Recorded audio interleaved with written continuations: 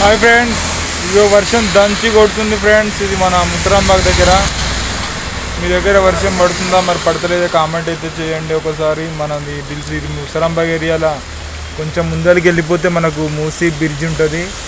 Musarambagh bridge తెలుసు కదా. ఇగో full కొడుతుంది ఫ్రెండ్స్. ఈ వర్షాలు ఇంకెప్పుడు తగ్గుతాయి అర్థమైతే లేదు.